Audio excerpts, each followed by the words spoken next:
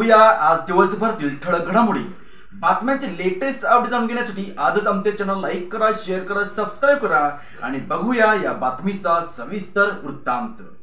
आज दिनांक 22 जानेवारी 2024 रोजी इचलकरंजी परिसरातील सांगली वेस परिसरात असणाऱ्या संस्थान काळातील 14 फुटी मारुती मंदिराचा अनावरण सोहळा प्रमुख मान्यवरांच्या उपस्थितीत मोठ्या उत्साहात संपन्न.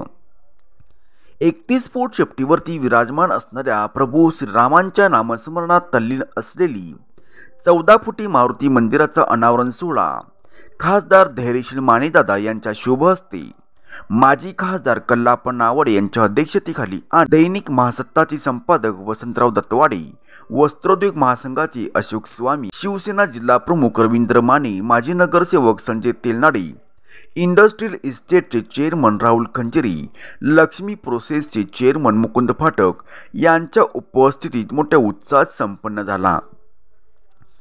अयोध्ये येथील श्रीरामांच्या मूर्तीची प्रतिष्ठापना होत आहे.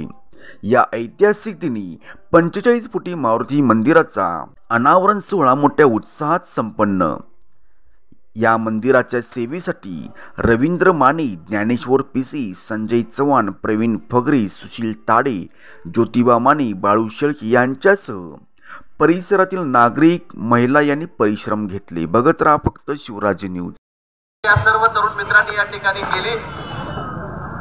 काय दैवी योगायोग असतो.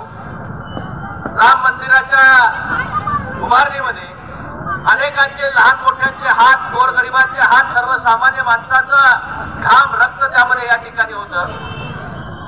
आणि आज ज्याच्या हस्ते त्याचं अनावरण त्या ठिकाणी झालं त्याचं नाव नरेंद्र, आणि आज हनुमानाचा देऊळ या ठिकाणी जे आपल्या परिसरामध्ये होत आहे त्याला ज्याचा हातभार लागला त्याचं नाव रवींद्र. दोन इंद्रांचा समागम एखाद्या गोष्टीसाठी होतो आणि परमेश्वराला घडवून घ्यायचं असतं. तुम्हाला काय करायचं जरी ठरवलं असेल तर परमेश्वराच्या मनामध्ये जोपर्यंत येत नाही तोपर्यंत ते घडत नाही. आज लंकापती रावणासमोर सिंहासनावर रावण बसला होता, पण त्याच्यापेक्षा उंचीची या ठिकाणी त्यांनी शेपूट मोठी केली आणि मग त्याच्यापेक्षा मोठं आसन त्या ठिकाणी केलं. प्रभू रामचंद्राच्या परमभक्ताचं आज या ठिकाणी हनुमानाचं, ज्याला आपण संकट मोचन हनुमान अशा पद्धतीनं संबोधतो, आज अनेकांच्या आयुष्यामध्ये जे जे काही संकट असेल त्या हनुमानाच्या आशीर्वादानं दूर व्हावं